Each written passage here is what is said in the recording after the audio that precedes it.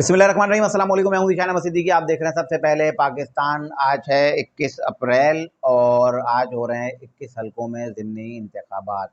इन ज़िमनी इंतखाबात पर जो है अब वो एतराज़ात उठाए जा रहे हैं। ये एतराज़ात किनकी जानिब से उठाए जा रहे हैं और इन पर भी वही उसी खदशे का इज़हार किया जा रहा है जो 8 फरवरी को जो मुल्क में आम इंतखाबात हुए थे, उसी खदशात का इज़हार जो है इसी इलेक्शन में किया जा रहा है। वो किसकी जानिब से किया जा रहा है और क्यों किया जा रहा है, मैं इस पर बात करूँगा। लेकिन इससे पहले मैं कुछ आपसे खबर शेयर करूँ। पाकिस्तान तहरीक-ए-इंसाफ के हवाले से हमेशा से एक खबर तो मशहूर है ना कि पाकिस्तान तहरीक-ए-इंसाफ के लोग यू टर्न लेने में जो है मास्टर समझे जाते हैं। अब पाकिस्तान तहरीक-ए-इंसाफ के अहम रहनुमा जो पहले मुस्लिम लीग काफ का हिस्सा थे, लेकिन अब वो पाकिस्तान तहरीक-ए-इंसाफ में शामिल हो गए थे। अब उनकी जानिब से एक बयान आया है और ऐसा बयान है यकीनन मुज़हक़ ख़ेज़ है और जो मेरे सुनने वाले हैं वो भी इस बात पर हँसेंगे और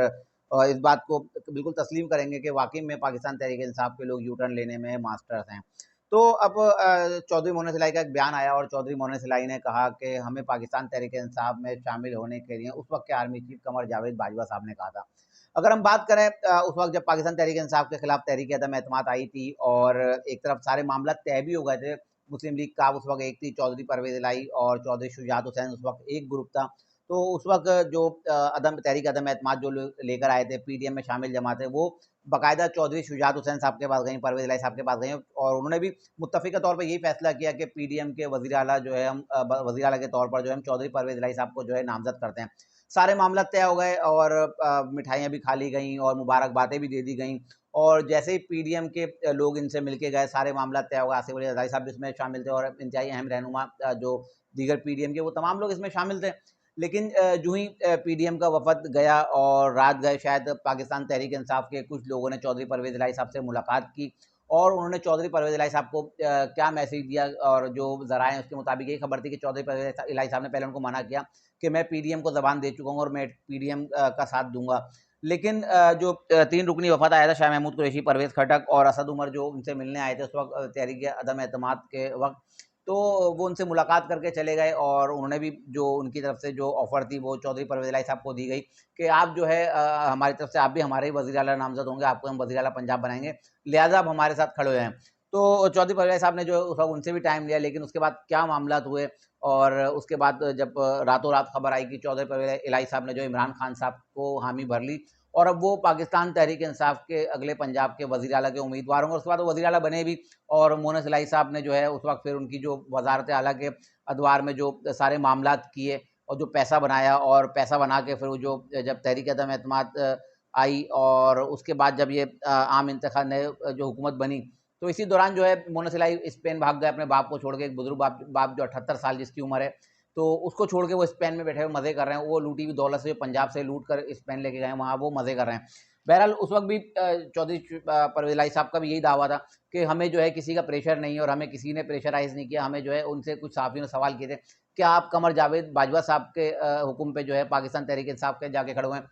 तो उसपे परवेज़ इलाही साहब ने कहा कि बिल्कुल मैंने पूछा था कमर जावेद बाजवा साहब से कि मेरे मेरे पास जो है दोनों तरफ से ऑफ़र है, पीडीएम भी मुझे अपने पास बुला रही है और इमरान खान साहब भी कह रहे हैं कि आप हमारे साथ शामिल हो जाएँ। तो चौधरी परवेज़ इलाही साहब का ही अपना ही बयान है जिसमें उन्होंने कहा था कि कमर जावेद बाजवा साहब ने जो ज़ाहिर से उस वक़्त आर्मी चीफ भी थे, उन्होंने कहा कि भाई मैं आप एक सियासी रहनुमा हैं, आप इस फैसले में आज़ाद हैं, आपको जो बेहतर ऑप्शन लगता है वहाँ चले जाएँ, हम आपको कोई राय नहीं देते कि आप पीडीएम के साथ जाएँ या आप इमरान खान साहब के साथ जाएँ, आप अपने फैसले में आज़ाद हैं। तो परवेज़ इलाही साहब ने कहा कि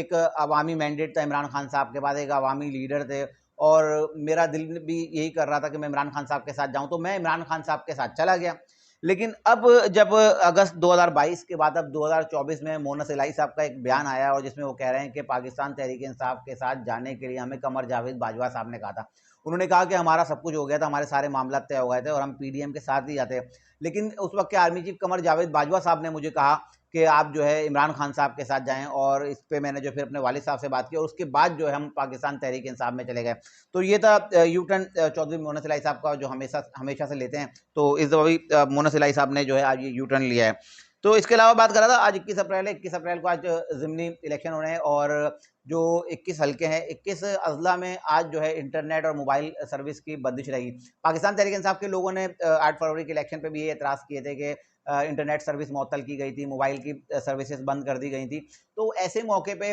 जब आपको पता है, हुकूमत को भी पता है कि पहले भी इलेक्शन मुतनाज़ा हो चुके हैं, तो हुकूमत को इस तरह के काम मेरे ख्याल से, कम से कम मेरी एक ज़ाती राय है कि हुकूमत को नहीं करने चाहिए थे। इसके अलावा यही अगर पाकिस्तान तहरीक इंसाफ जीत जाती है तो ये एक नया बयानिया लेके जो एक लॉन्ग मार्च की तरफ जाएंगे और इस हुकूमत के खिलाफ एहतजाज करेंगे और बताएंगे, कहेंगे कि यही 8 मार्च का रिजल्ट था, जो 21 हल्कों के आज नताइज जो हैं, अगर पाकिस्तान तहरीक इंसाफ जीत जाती है तो यही बयानिया लेके आगे वो अपनी जो मजीद आगे की जो उनकी प्लानिंग होगी उसको लेके आगे चलेंगे। तो अब अगर हार जाते हैं तो उनका भी यही बयानिया हो जो मैंने आपको बताया। इसी को लेके इमरान खान साहब ने एक ट्वीट किया और बाजोड़ के एक आरओ का एक लेटर उन्होंने जो है उस ट्वीट में उन्होंने शेयर किया और ट्वीट में उन्होंने लिखा कि बाजोड़ का जो मुबैना तौर पे, मैं इस लेटर को कहूँगा मुबैना तौर पे, कि उस आरओ के मुताबिक उस पर जो है दबाव डाला जा रहा है और दबाव डाल के जो उससे धांधली की उसको जो है उसको प्रेशर डाला है, आप धांधली करें, बल्कि आप ना सिर्फ वो करें बल्कि उनके मातहत जो भी अमला है उनको कहें कि वो जो है इस पर धांधली करें। बहरहाल इमरान खान साहब ने वो मुबैना लेटर जो ट्वीट किया और ट्वीट के बाद आपको पता है कि लाखों करोड़ों लोग पाकिस्तान तहरीक इंसाफ के हैं,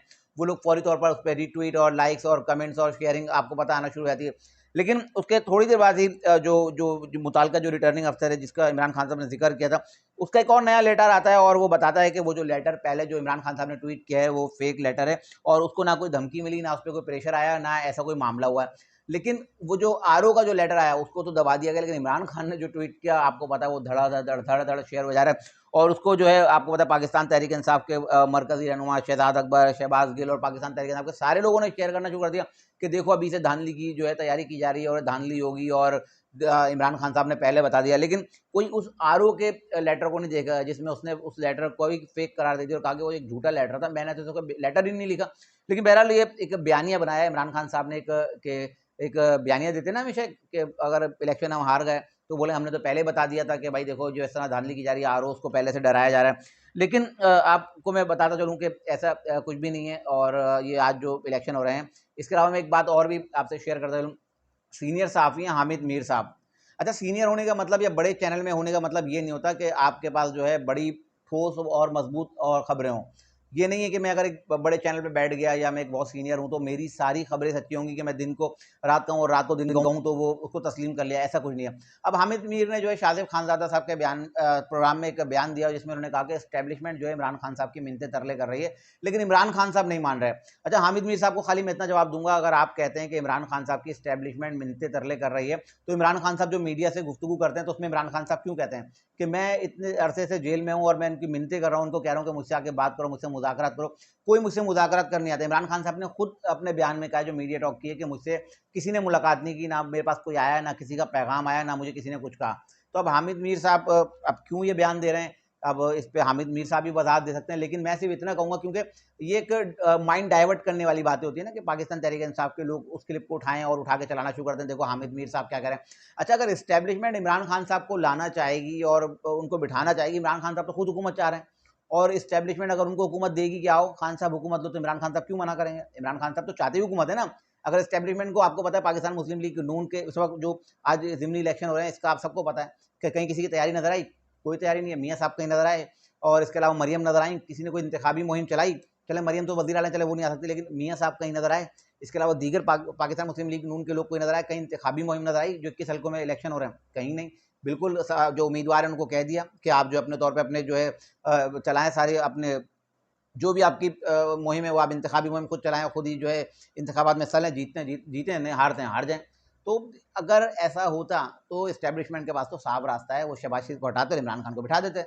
तो भाई अकल के अंधे, अब क्या बोलूँ। अब हामिद मीर साहब हैं, सीनियर साहब हैं, उन्होंने एक बात कर दी कि इमरान खान साहब की मिन्नतें तरले की जा रही, दूसरी तरफ इमरान खान साहब खुद कह रहे हैं कि मेरे से तो कोई बात ही नहीं कर रहा। बहरहाल अब ये आज के जो इलेक्शन है, मैं इस पर बात करना चाह रहा था कि आज जो इलेक्शन है, जो 21 हल्कों में जो इलेक्शन हो रहा है, तो मुझे लगता है कि शायद इसमें मिला जुला रद्द-ए-अमल आएगा और पाकिस्तान तहरीक इंसाफ को जो है इसमें अच्छी कामयाबी मिल सकती है, क्योंकि पाकिस्तान तहरीक इंसाफ का वोटर है, वोट बैंक है, इसमें कोई दो राय नहीं है। और पाकिस्तान मुस्लिम लीग नून जो है उस तरह से परफॉर्म नहीं कर रही, ना उन्होंने जो है इंतखाबी मुहिम में हिस्सा लिया। तो आज जो 21 नशिस्तें जिसमें इलेक्शन हो रहे हैं, मुझे लगता है कि पाकिस्तान तहरीक इंसाफ जो है अच्छी खासी नशिस्तें इसमें ले लेगी, सारी तो नहीं लेगी, 21 तो मैं नहीं कह रहा, लेकिन 7-8 नशिस्तें जो है इसमें से पाकिस्तान तहरीक-ए-इंसाफ को जो है मिल सकती हैं। तो अब ये